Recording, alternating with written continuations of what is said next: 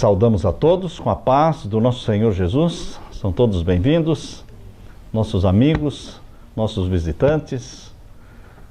Que a graça de Deus permaneça com vocês. Que possamos ter hoje a presença dos anjos aqui conosco. E antes de iniciarmos o estudo da Palavra de Deus, queremos orar. Vamos orar assentados.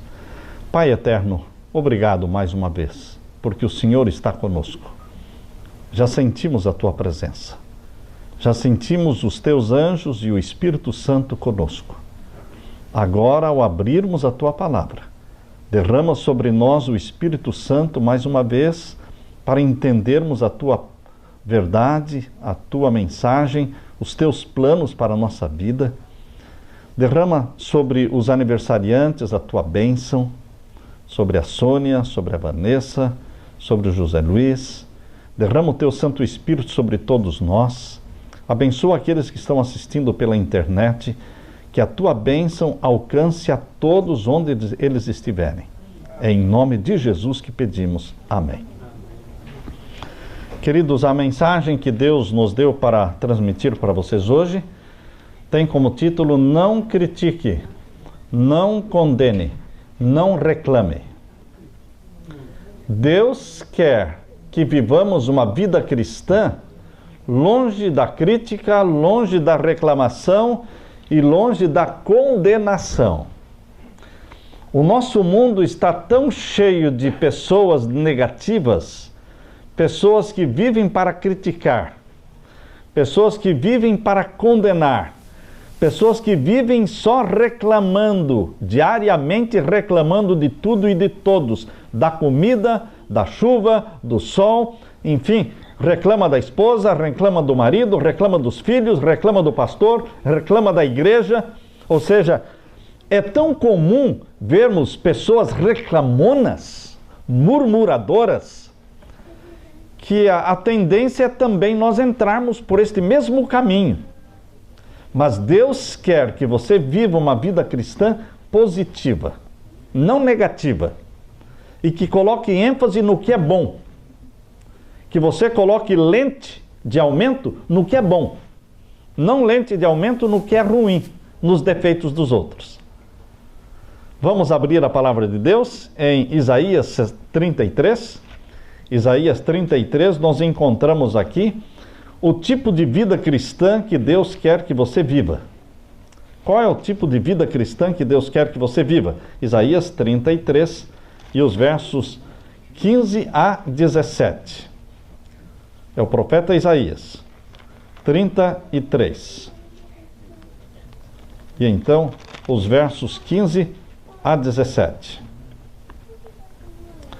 Podemos ler já dentre o verso 14. No finalzinho do verso 14 diz: Quem dentre nós habitará com o fogo consumidor? Quem dentre nós habitará com as labaredas eternas? Quem vai viver no céu? Quem vai viver com Deus? Verso 15 responde: O que anda em justiça e o que fala com retidão, o que arremessa para longe de si o ganho de opressões, ou seja, que não explora as pessoas, o que sacode das suas mãos todo o presente, as propinas, não é? O que tapa os seus ouvidos para não ouvir falar de sangue, fecha os seus olhos para não ver o mal. Este habitará nas alturas. As fortalezas das rochas serão o seu alto refúgio. O seu pão lhe será dado, as suas águas serão certas. Os teus olhos verão o rei, na sua formosura, e verão a terra que está longe. Queridos, este é o plano de Deus para que aqueles que vivem este estilo de vida vivam com Ele na eternidade. Vivemos num mundo imperfeito, somos imperfeitos, cheios de defeitos. Concordamos que é fácil criticar, é fácil apontar o erro nas pessoas, mas o Espírito Santo quer nos ensinar a viver uma vida de não crítica, não condenação e não reclamação. Passamos por esta vida uma vez só. Você só passa por esta vida uma vez. E você vai ser julgado pelo estilo de vida que você viveu. Você vai ser lembrado pelo estilo de vida que você viveu. As pessoas vão lembrar através daquilo que a sua boca falava. O que mais a sua boca falava? Que tipo de palavras? Que tipo de linguagem? Aquilo que está dentro do nosso coração aparece na nossa boca e revela quem somos. Como você gostaria de ser lembrado? Quando nós nascemos, Deus tem um propósito específico, uma missão para cada um que aqui nasce. Para viver uma vida positiva, cristã. Deus planejou que vivamos uma vida marcada pela oração, pelo falar bem das pessoas, embora o comum é falar mal das pessoas, mas Deus quer que você saia da maioria, da multidão que fala mal das pessoas e se torne aquele que fala bem das pessoas, aquele que é agradecido e aquele que louva a Deus todo o tempo. No mais elevado nível dentro da mente humana, Deus colocou o seu mais precioso dom, que é o dom da fala, que os animais não têm. Mas nós não somos do reino animal, nós somos do reino espiritual de Deus. Portanto, nós temos o dom da fala, nós temos o dom da razão, nós raciocinamos, nós não agimos por instintos. Animais agem por instintos, nós agimos pela razão. E nós temos o dom do livre-arbítrio. Então, o dom da fala, o dom da razão e o livre-arbítrio nos faz pessoas que vivem no reino espiritual de Deus. No livro Caminho a Cristo, página 47, nós lemos assim: o que deve ser compreendido é a verdadeira força da vontade. Ela é o poder que governa a natureza do homem. A força da vontade governa a natureza do ser humano. O poder da decisão ou da escolha. Tudo depende da correta ação da vontade. Deus deu ao homem o poder da escolha. A ele compete exercê-la. Você não pode mudar o seu coração, não pode por você mesmo consagrar a Deus as suas afeições, mas você pode escolher servir a Deus. Pode dar para Deus a sua vontade. Coloque a sua vontade nas mãos de Deus. É uma decisão que você pode fazer. Cada manhã eu tenho que fazer uma escolha. E na oração da manhã eu coloco a minha vontade nas mãos de Deus. E peço que Ele tome nas mãos dele a minha vontade e santifique a minha vontade. Para que a minha vontade seja igual à vontade de Deus. Não criticando as pessoas, mas orando por elas. Não condenando as pessoas, mas falando bem delas. Não reclamando das pessoas, mas antes louvando a Deus em tudo. Veja os conselhos que estão na Bíblia e que devem ser aplicados na nossa igreja, na nossa vida. Nós queremos crescer, nós queremos ser igreja de Deus, nós queremos ser povo de Deus, nós queremos ir para o céu. Então, esse é o estilo de vida que Deus quer. Vamos ver na Bíblia. Abra sua Bíblia agora em 1 Tessalonicenses. Primeira carta de Paulo aos Tessalonicenses, capítulo 5 e o verso 18. Primeira carta de Paulo aos Tessalonicenses, capítulo 5 e o verso 18. Quando vocês acharem, nós vamos ler. Primeira carta de Paulo aos Tessalonicenses, capítulo 5 e o verso 18. Todos acharam? Vou ler. Em tudo dai graças. Em tudo dai graças. Qualquer coisa, deveremos agradecer. Coisas boas, coisas ruins. Quando estamos com saúde ou com doença.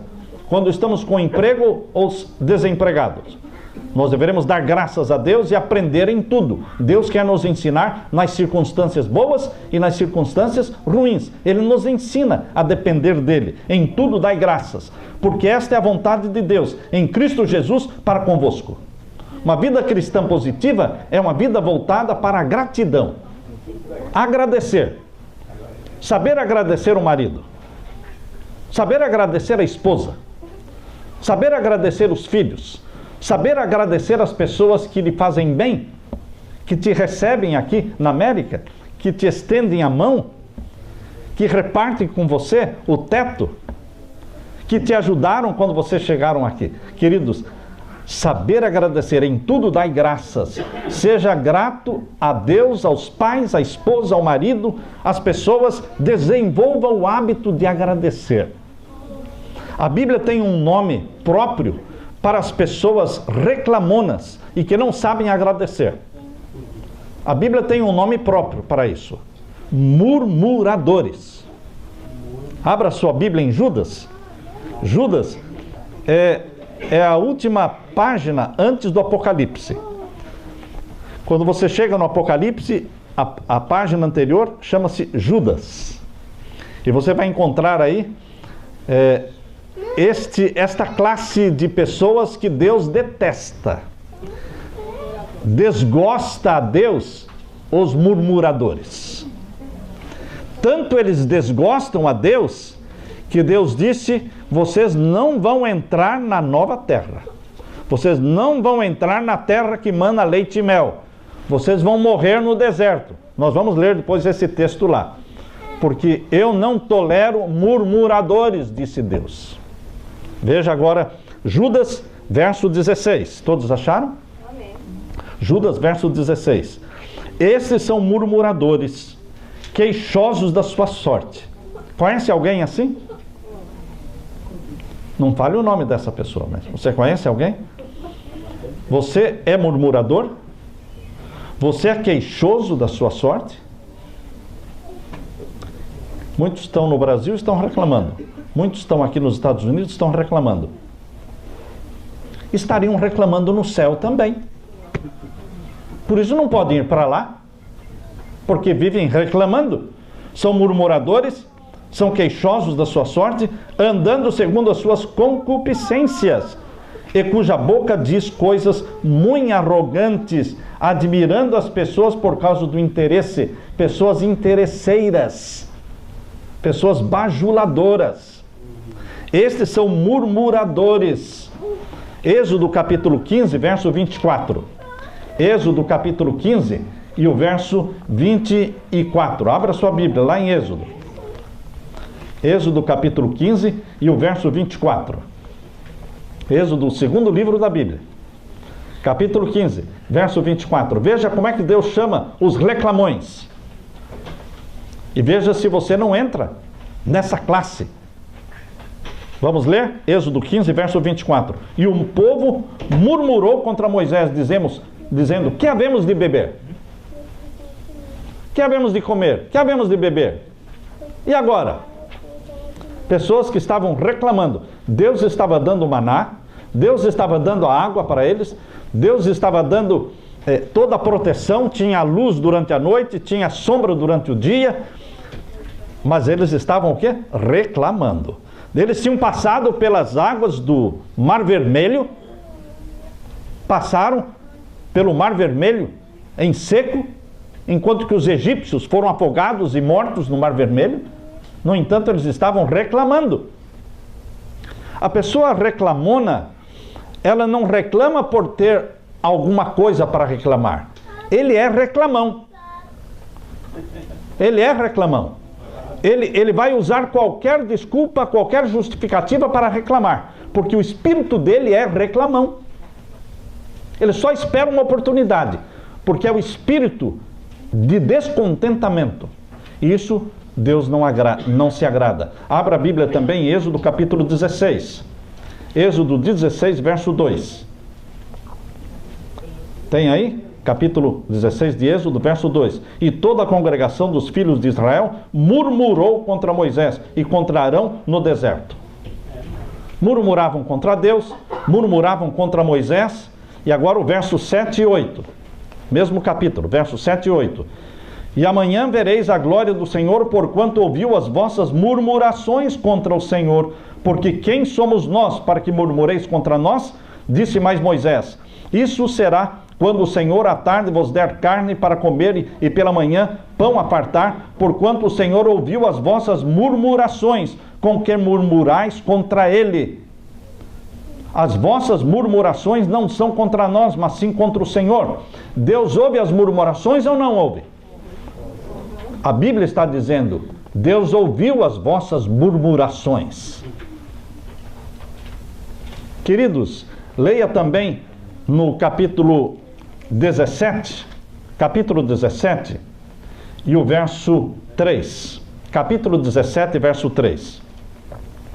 Tendo, pois, o povo ali sede de água, o povo murmurou contra Moisés e disse: por que nos fizeste subir do Egito para nos matares de sede, e nós e aos nossos filhos e ao nosso gado? Estão vendo quantas vezes eles murmuraram? 1 vez, 2 vezes, 3 vezes, 4 vezes, 5 vezes, e Deus fazendo milagres e milagres. Agora abra sua Bíblia em Números. Números é o 4º livro aí. Êxodo, Levítico, Números. Números capítulo 14. Números capítulo 14. Vamos ler o verso 2. Números 14, verso 2. Todos acharam? E todos os filhos de Israel murmuraram. Quantos? Todos os filhos de Israel murmuraram contra Moisés e contra Arão. E o que eles diziam? Ah, se morréramos na terra do Egito! Ah, se morréramos neste deserto! Deus ouviu a murmuração deles? Deus ouviu. Tanto é que Deus repetiu as palavras que saíram da boca do povo. Deus repetiu aquelas palavras. Leia agora no capítulo 16, que nós estamos lendo aí. Aliás, o capítulo 14, né? Agora o verso 26 e 27. Capítulo 14, versos 26 e 27. Depois falou o Senhor a Moisés, agora Deus está falando para Moisés e Arão, dizendo: até quando sofrerei esta má congregação que murmura contra mim? Tenho ouvido as murmurações dos filhos de Israel, com que murmuram contra mim. Dize-lhes: assim eu vivo, diz o Senhor, que como falastes aos meus ouvidos, assim farei a vós outros. Como vocês falaram com a boca, de acordo com as palavras que saíram da boca de vocês, assim eu farei. Deus cumpre com aquilo que sai da nossa boca ou não? Então cuidado com aquilo que sai da sua boca. Cuidado, boquinha, com o que fala. Porque Deus fará com que aconteça aquilo que sai da sua boca, para o bem ou para o mal. Porque está escrito, olha, verso 29. Neste deserto cairão os vossos cadáveres, como também todos os que de vós foram contados segundo a vossa conta de 20 anos e para cima, os que dentre vós contra mim murmurastes. Não entrareis na terra pela qual levantei a minha mão, que vos faria habitar nela, salvo Caleb, filho de Jefoné, e Josué, filho de Nun. Mas os vossos filhos, de que dizeis, por presa serão, meterei nela, e eles saberão da terra que vós desprezastes. Porém, quanto a vós, os vossos cadáveres cairão neste deserto. Vocês disseram que iriam morrer nesse deserto? Pois irão morrer. Irão morrer. Pelas palavras que saem da nossa boca, nós seremos justificados. Ou seremos o que? Condenados. Portanto, queridos, Deus detesta os murmuradores. Eu tenho que sair do time dos murmuradores e parar de reclamar, parar de criticar, parar de condenar os outros. Filipenses capítulo 2, 14. Abra sua Bíblia. Filipenses 2, 14. Filipenses capítulo 2 e o verso 14. O que é que a palavra de Deus está falando em Filipenses 2,14? Fazei todas as coisas sem murmurações nem contendas. As pessoas murmuram, reclamam, trabalhando, porque o trabalho é duro demais. Mas Deus deu o trabalho. Deus deu o trabalho. Queridos, fazei todas as coisas sem murmurações e nem contendas. E agora, queridos, abra a Bíblia em Tiago capítulo 4, verso 11.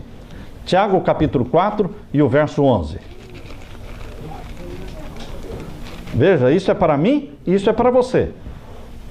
Deus quer que você viva uma vida cristã positiva. De não criticar, não condenar, não reclamar, não falar mal dos outros. Tiago capítulo 4, verso 11. Irmãos, não faleis mal uns dos outros. Está claro isso, irmãos? Está difícil entender? Não, mas aquele cara lá não presta. Deus não está perguntando se ele presta ou não presta. Deus está dizendo, não fale mal. Mas o governo não presta, o governo é corrupto. Deus não está perguntando para você se o governo é bom ou é ruim. Deus está dizendo, não fale mal. Não fale mal. Você faz crescer aquilo que a boca sua fala. Aquilo que a sua boca fala, você está fazendo crescer. E não diminuir. Irmãos, não faleis mal uns dos outros. Quem fala mal de um irmão e julga o seu irmão, fala mal da lei e julga a lei. E se tu julgas a lei, já não és observador da lei, mas juiz. Mas juiz só existe um, que é Deus. Então você não pode falar mal. Leia também em Tiago capítulo 5. Tiago capítulo 5 e o verso 9. Acharam? Irmãos, não vos queixeis. Pessoas que vivem comendo o pão dos queixumes. Pão dos queixumes. Não vos queixeis uns dos outros. Ponto final, não é? Sabem que o descontentamento, irmãos, é contagioso? Foi através do descontentamento e falando mal de Deus que Lúcifer envenenou o céu todo. E conseguiu 1/3 dos anjos para o lado dele. Porque ele foi espalhando o desgosto dele, foi espalhando a tristeza dele, o descontentamento dele, os queixumes dele, e conseguiu 1/3 dos anjos. Então, queridos, hoje aqui, nesta mensagem que Deus me deu para transmitir para vocês, nós queremos deixar aqui para vocês o princípio chamado o princípio da edificação. Em vez de reclamar, criticar ou condenar, edifique. Edifique falando bem das pessoas. Descubra qualidades nas pessoas para edificá-las. Abra sua Bíblia em João capítulo 3. O Evangelho de João capítulo 3 e os versos 22 em diante. O Evangelho de João capítulo 3 e os versos 22 em diante. Aqui nós vamos ler agora o exemplo de João Batista. O Evangelho de João capítulo 3, versos 22 em diante. Vamos ler. Depois disto, foi Jesus com os seus discípulos para a terra da Judéia, e estava ali com eles e batizava. Ora, João batizava também em Enom, junto a Salim, porque havia ali muitas águas, e vinham ali e eram batizados, porque ainda João não tinha sido lançado na prisão. Houve então uma questão entre os discípulos de João e um judeu acerca da purificação. E foram ter com João e disseram-lhe: Rabi, aquele que estava contigo além do Jordão, do qual tu deste testemunho, ei-lo batizando e todos vão ter com ele. O que é que vieram contar para João? O povo está indo atrás de Jesus. Aquele que você batizou, agora o povo todo está correndo atrás dele. E o verso 27. João respondeu e disse: o homem não pode receber coisa alguma se lhe não for dada do céu. Vós mesmos me sois testemunhas de que disse: eu não sou o Cristo, mas sou enviado adiante dele. Aquele que tem a esposa é o esposo, mas o amigo do esposo que lhe assiste e ouve, alegra-se muito com a voz do esposo. Assim, pois, que já este meu gozo está cumprido. Agora o verso 30, irmãos. É necessário que ele cresça e que eu diminua. É duro falar isso, irmãos. É muito difícil falar isso. É necessário que ele cresça e que eu diminua. É difícil sair de cena. A gente quer estar em cena sempre. Sempre ter a atenção voltada para nós. É difícil uma mãe sair de cena quando ela se torna sogra. Ela não quer sair da cena de mãe. Mas ela se tornou sogra. Agora ela tem que sair de cena. Porque agora entra em cena a esposa do filho. E a pessoa mais importante na vida do filho agora é a esposa, não é mais a mãe. E a mãe tem que entender isso. Por isso existem as brigas entre sogra e nora, porque a mãe não quer sair de cena. Ela tem que orar, fazer tudo o que pode pelo lar do filho e pela nora, mas ela tem que se lembrar que a pessoa mais importante na vida do filho agora é a esposa. Abaixo de Deus, a pessoa mais importante na vida do marido é a esposa. Na vida da esposa é o marido. Queridos, durante algum tempo a influência de João Batista foi a maior influência na nação judaica. A influência de João Batista era maior do que a dos próprios líderes e doutores da lei. O povo ia até João para ouvir os sermões de João Batista. Mas agora João Batista viu que a sua popularidade estava diminuindo, e o povo estava correndo atrás de Jesus, o novo líder. Dia a dia diminuía a plateia de João. Vocês acham que foi fácil para João sair de cena? Ele foi preso. Ele estava sentenciado a ser decapitado. E ele morreu decapitado. E lá preso dentro daquela cela, ele ficava ouvindo as notícias. O povo está correndo atrás de Jesus. E João, ninguém fala em você mais. Ninguém nem se lembra de você. Está todo mundo correndo atrás de Jesus. Satanás tentou despertar ciúmes e inveja no coração de João Batista.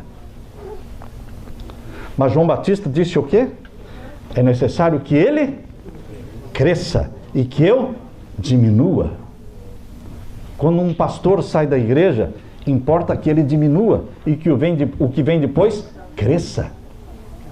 Quando o primeiro ancião não é mais eleito o primeiro ancião, um outro é eleito como o primeiro ancião, importa que ele cresça. E o que era primeiro ancião anteriormente, diminua. Queridos, existe um tempo para você entrar, existe um tempo para você sair.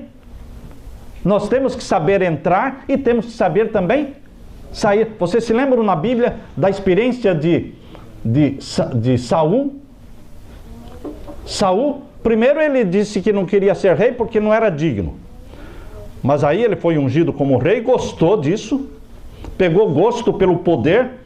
E quando Deus disse, agora você vai sair, agora eu vou escolher um outro, escolheu Davi. E ele disse, não, eu quero continuar a ser rei. Não, você não vai ser mais o rei, agora vai ser Davi. Ele, não, e ele gastou o resto da vida dele perseguindo Davi para matá-lo. Destruiu a vida dele, porque ele não soube falar como João Batista, né? Importa que ele cresça e que eu diminua. Queridos, a lei da edificação. João Batista falou bem de Jesus. E Jesus falou bem de João Batista. É recíproco. Abra sua Bíblia aí e veja o capítulo 3, verso 30. É necessário, de João, é necessário que ele cresça e que eu diminua. Hoje eu quero convidar você, meu querido irmão, para fazer parte deste grupo que edifica as pessoas, que fala bem das pessoas. Não importa se me agradam ou não. Não importa se são bonitas ou não. Não importa se são ricas ou pobres. Não importa se são membros da minha igreja ou não são membros da minha igreja. Não importa. Eu tenho que falar bem das pessoas, edificá-las. O mundo está cheio de críticos. Aquele é o que critica, esse aqui é o que destrói. Mas seja você aquele que edifica, aquele que serve.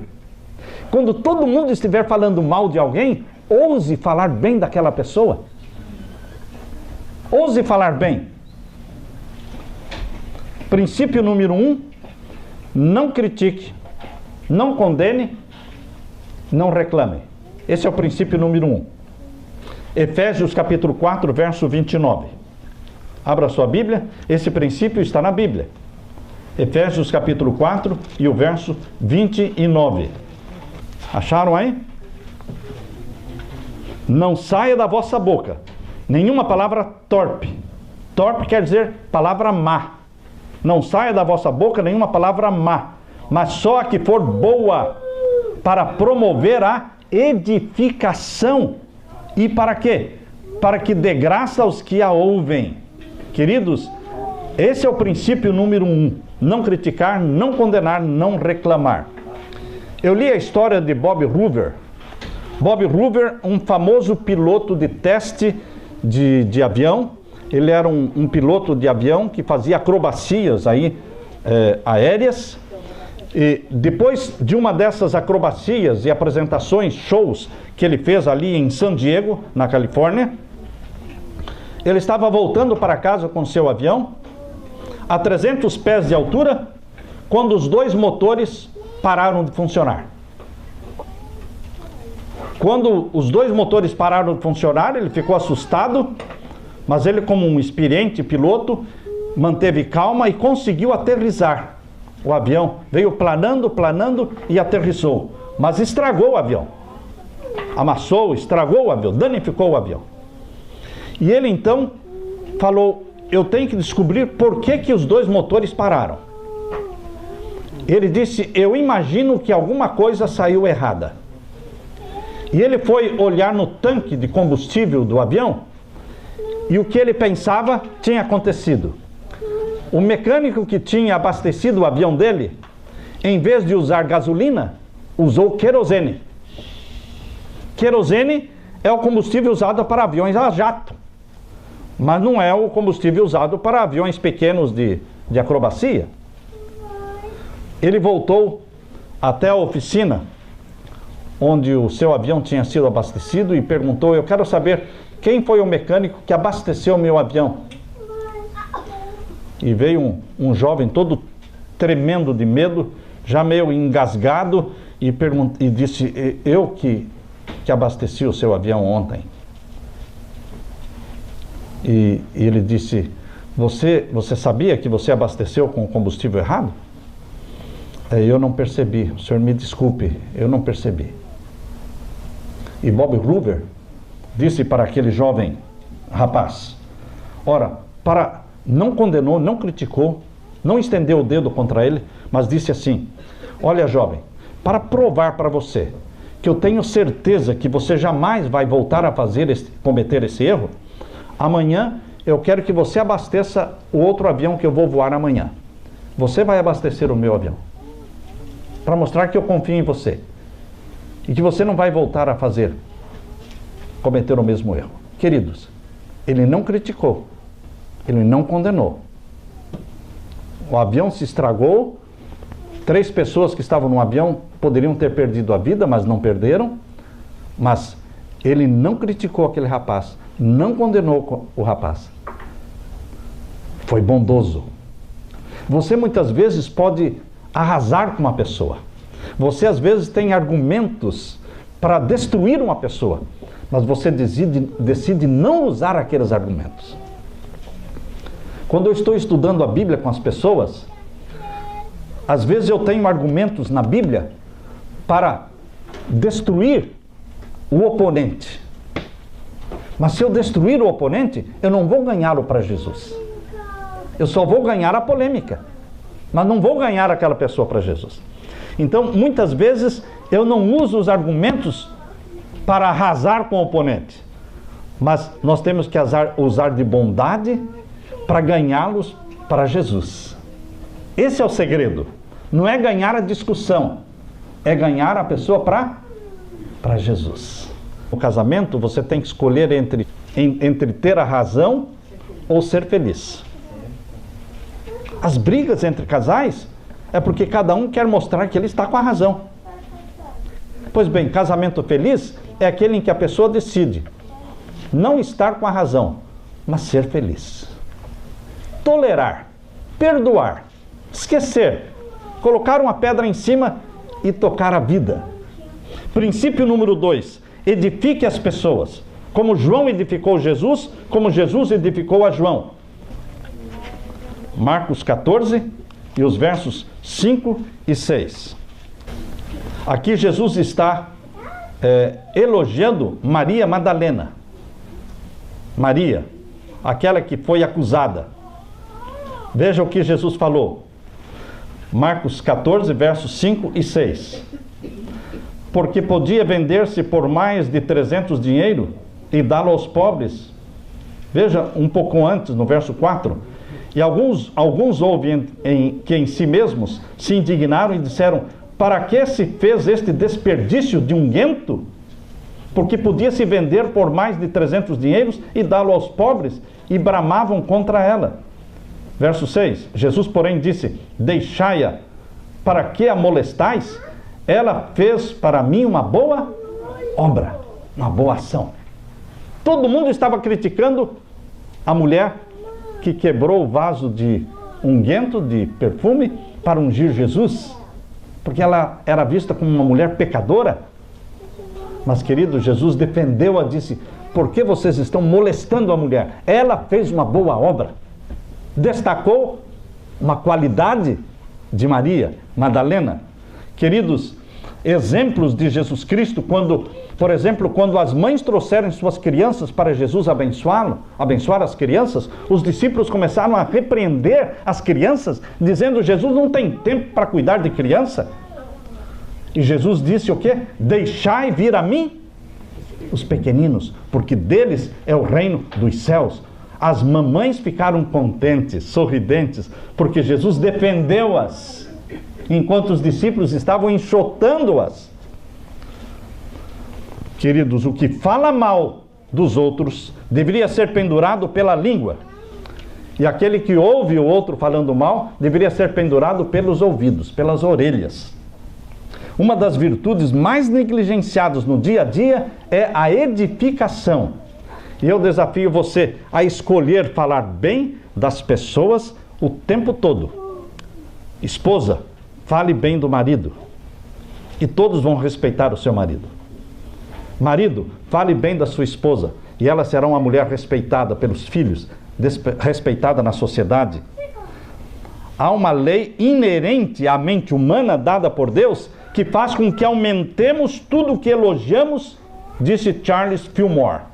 Você aumenta aquilo que você elogia, porque a pessoa quer fazer melhor. Faça um elogio e você vai ter um melhor trabalho, mais bem feito. Faça um elogio para a esposa e você vai comer melhor, uma melhor comida. Reclame e vai comer pior. Vai comer pior.